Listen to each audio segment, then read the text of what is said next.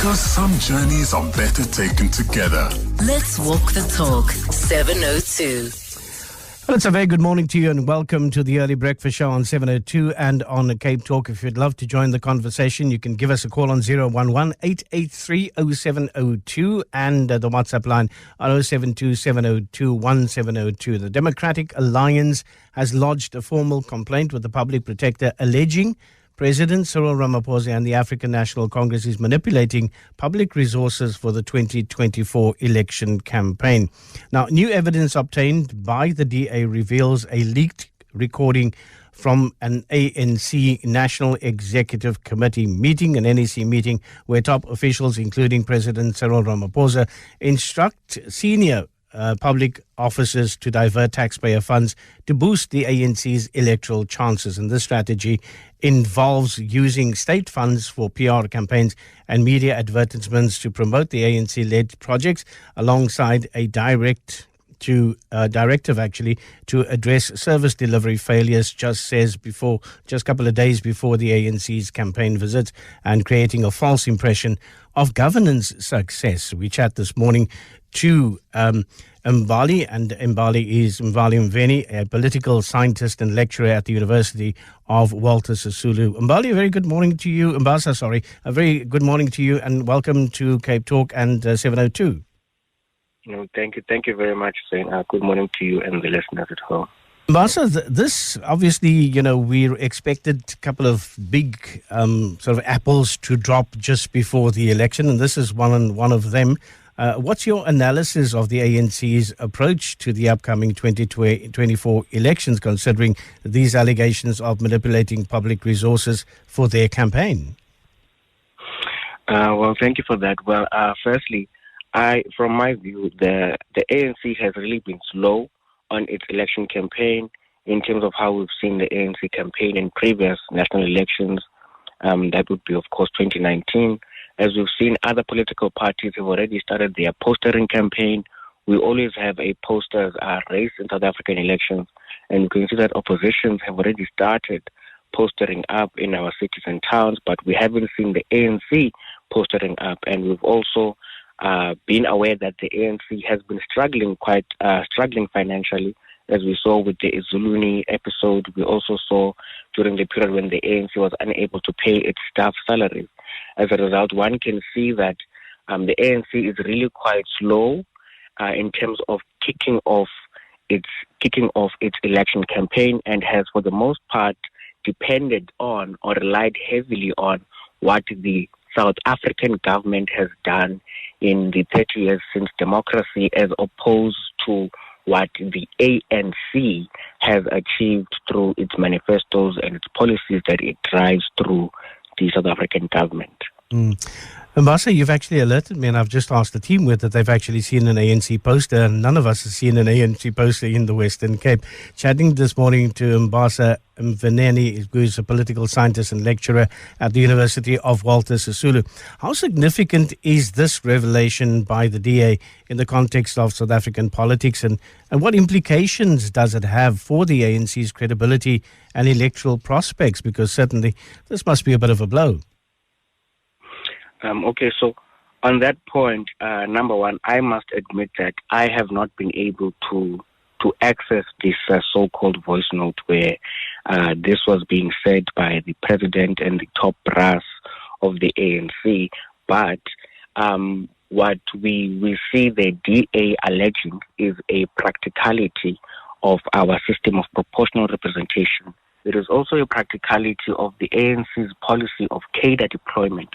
So we then see that a lot of our senior public officers and our senior civil servants would be positions that are occupied by people who are in the leadership structures of the ANC. For instance, a provincial chairperson would become a provincial premier, and they would elect a team of MECs who would also be drawn from the party's provincial leadership structure.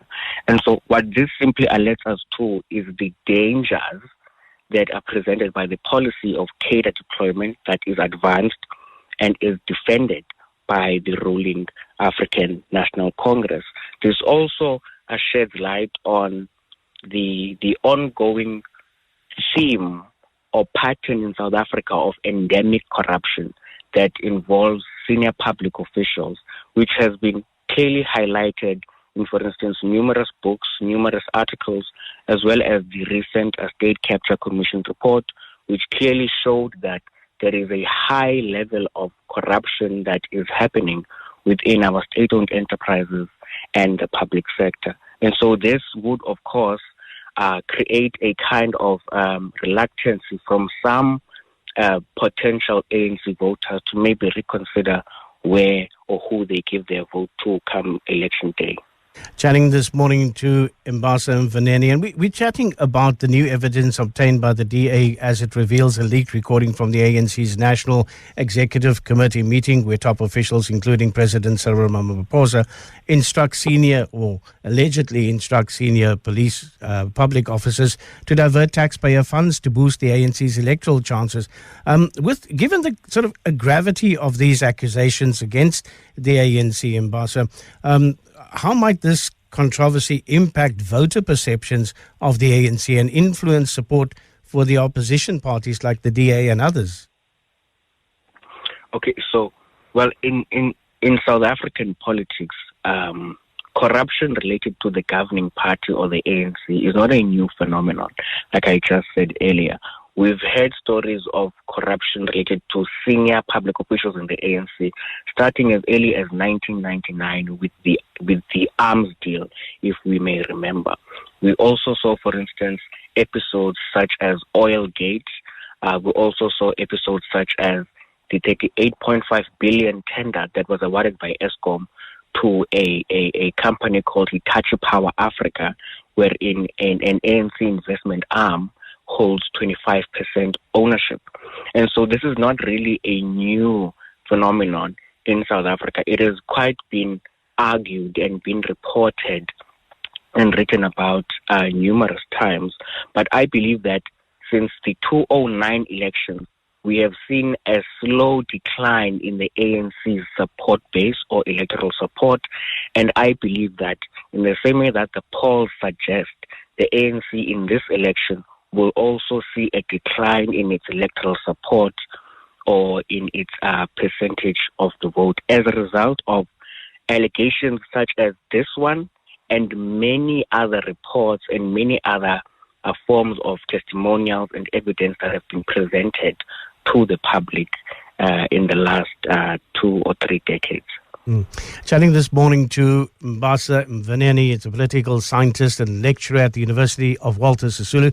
And we're chatting about the latest scandal that has just come out, which is evidence obtained by the DA that reveals a leaked recording from an ANC National Executive Committee about public funds being used in order to sort of do PR work and get the sort of machine going for the ANC. Mbasa, having a look, ahead at May the 29th elections, what are the key factors that voters should consider in the light of these revelations? Because I think, Mbasa, we'll be seeing a lot of this kind of revelation coming out the closer we get to elections.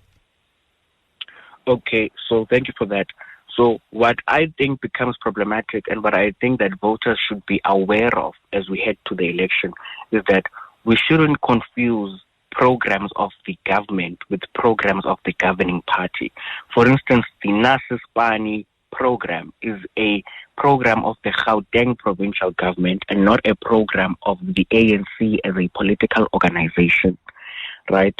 So another example is when, for instance, the state president, who's also the president of the ANC, will make promises to ANC members and ANC supporters, and those promises would be fulfilled through the South African government. We should really be aware of that and not conflate the ANC with the government, because the government is funded through our taxation. The government is publicly funded, whilst the ANC is funded by its members and its supporters or donors. And so we should be aware that the South African government has an obligation to the South African public, and it works in the public interest. The ANC as an organization carries a partisan mandate, and it works in the interest of its party. And so as South Africans, we must at all times be aware of what programs are provided by the government that are funded through our tax money, and not view those programs as programs of the ANC, because the ANC is not using its funds to implement these programs. These programs are being implemented using our taxpayers' money, and therefore they are public programs that are aimed at public benefit. And we should always ask ourselves, who benefits from government programs? Do we benefit from government programs? Do young people, do women, do people living with disabilities, do people in rural areas, in townships, in formal settlements, do we benefit from government programs, or do we not? Or how have we benefited from public goods and services and the quality of those public goods and services since the inception of democracy in 1994? And we should always decide how we vote or who we vote for based on our socio-economic realities or our socio-economic conditions. Mbasa Mvaneni, thank you so much for your time this morning. Political scientist and lecturer at the University of Walter Sisulu.